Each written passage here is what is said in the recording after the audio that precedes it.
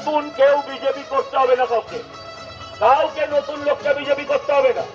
যারা নির্বাচনে বিজেপি করেছে আগামী পুরসভা নির্বাচন অব্দি তারাই শুধু বিজেপির থাকবে। আগামী পুরসভার নির্বাচন অব্দি তারাই বিজেপির থাকবে। অন্য কেউ কোনো আমার দল শেখায়নি কারণ পার্টি অফিস দখল করবে। পার্টি অফিস ভাঙার জন্য না, আমরা বিজেপি কর্মীরা জানি আমরা অন্য কারোর পার্টি অফিস দখল করবো না। কিন্তু যদি কারোর দখল করা বাড়ি ঘর তাকে দখল করে কেউ যদি পার্টি অফিস বানিয়ে থাকে তাহলে সেই ঘরটাকে ফেরত দিয়ে দেওয়া হবে, এতে কোনো ভুল নেই।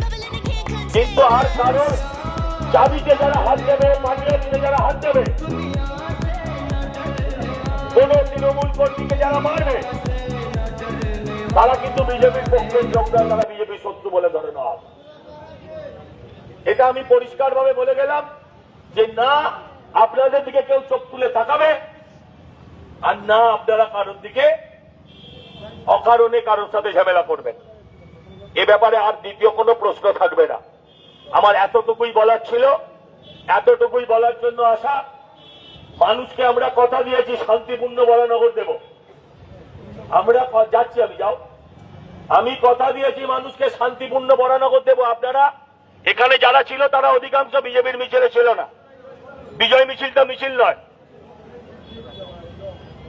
1.5 মাস ধরে লড়াইতে কেউ ছিল না।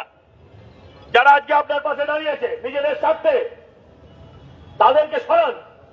ভাববেন না এরা আপনার পেছনে দাঁড়িয়ে, যারা পেছন থেকে নিজের দলের লোককে ছুরি মেরেছে আপনাকেও ছুরি মারতে বেশিক্ষণ দেবেন।